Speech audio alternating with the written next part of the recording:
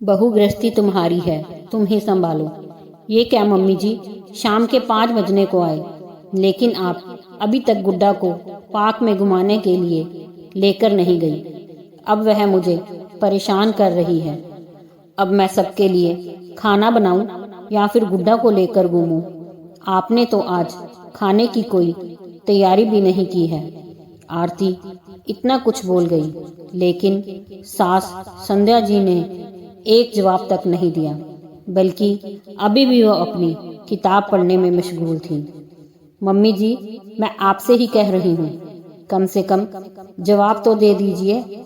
लेकिन जब संध्या जी ने कुछ नहीं कहा तो आरती तमतमाती हुई गुड्डा को पकड़कर अपने साथ कमरे में ले गई।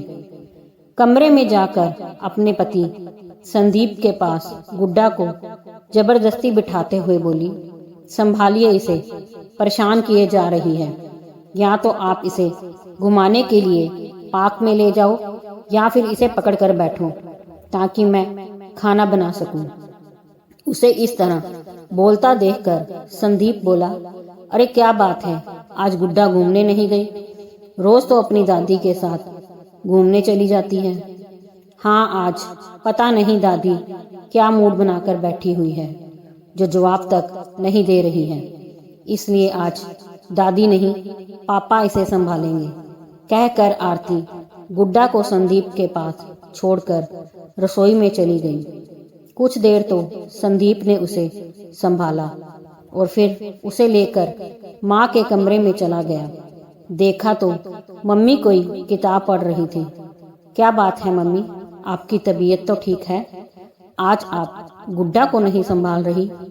संदीप ने पूछा तो संध्या जी ने एक नज़र भर उसकी तरफ देखा और दोबारा अपनी किताब में लग गई।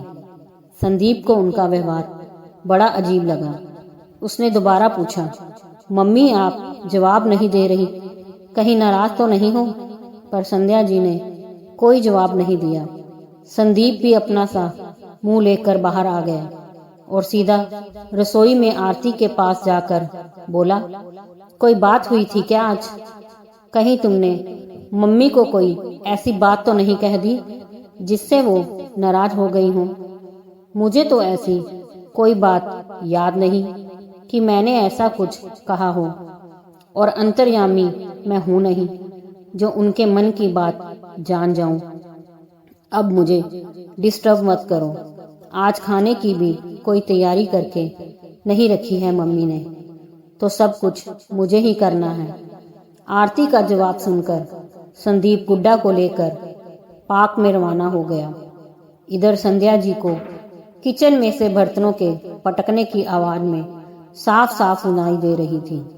जानती थी कि आरती ये सब जानबूझकर कर रही है ताकि संध्या जी उठकर उसकी मदद करे, पर आज वो मन पक्का करके बैठी हुई थी कि वो कुछ भी हो जाए, आरती की मदद बिल्कुल नहीं करेंगी।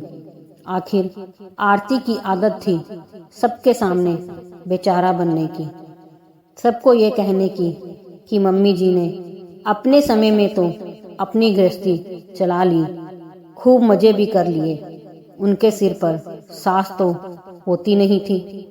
पर हमारी क्या जिंदगी है, हम तो हमेशा रोक टोक में ही रहे। ये बातें अक्सर उनके कानों तक पहुंचती थी, पर वो हमेशा यह सोचकर चुप हो जाती कि दूसरों की बातों पर क्या विश्वास करना। आरती ने उनके सामने तो नहीं कहा, लेकिन कल रात जब वो अपनी मम्मी से फोन पर बात कर रही थी, तब भी यही बात दोहरा रही थी जो उस समय संध्या जी को सुनाई दी गई। बस तब से संध्या जी ठान कर बैठ गई कि अब चाहे कुछ भी हो जाए, वो आरती के किसी काम में दखल अंदाजी नहीं करेगी। बस इसी कारण वो सुबह से किसी से बात नहीं कर रही थी, अपने कमरे में ही थी। आज उन्होंने किसी काम को हाथ तक नहीं लगाया, यहाँ तक कि गुड्डा को खिलाया भी नहीं। आखिर जैसे तैसे आरती ने अकेले ही खाना तैयार किया। तब तक संदीप भी घर वापस आ गया और आते ही आरती से बोला, आरती फटाफट खाना ले आओ, बहुत जोर से भूख लग रही है। और अब गुड्डा को भी तुम ही संभालो, अब थक गया हूं मैं, कहता हुआ वो हाथ मुंह धोकर डाइनिंग टेबल पर बैठ गया। संदीप की बात सुनकर आरती बोली, तुम अकेले थके हो क्या?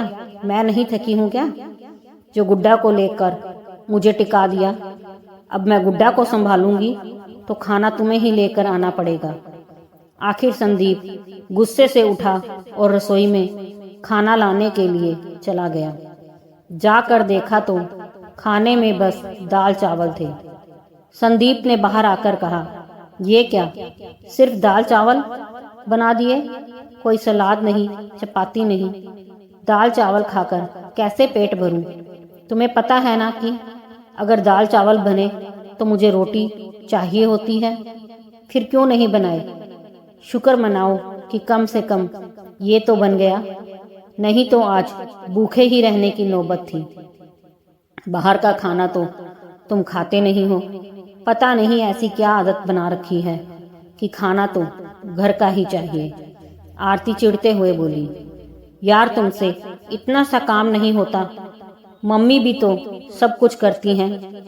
तुम्हारे काफी सारे काम तो वो अकेले ही संभाल लेती हैं, पर आज तो नहीं किया ना तुम्हारी मम्मी ने कुछ भी। मैं ही लग रही हूँ काम में, एक काम को हाथ नहीं लगाया तुम्हारी मम्मी ने। अच्छा, इसका मतलब तो साफ है कि जिस दिन मम्मी नहीं होगी तुम कुछ कर नहीं पाओगी। उस दिन तो शायद भूखों मरने की नौबत आ जाएगी। संदीप की बात सुनकर आरती ज्यादा गुस्से में आ गई और रोते हुए बोली, हाँ, मेरा किया तो कभी कुछ नजर ही नहीं आता तुम्हें। जब देखो मम्मी मम्मी मम्मी। अगर माँ के लाडले ही बनकर रहना था तो शादी ही क्यों की थी मुझसे? और मम्मी जी भी अपनी गृहस्थी में तो अपने हिसाब से गृहस्थी चला ली। सास तो सिर पर थी नहीं, कोई रोकने टोकने वाला नहीं था। अब यहाँ मेरी गृहस्थी बिगाड़ रखी है, मेरा जीना दुश्वार कर रखा है।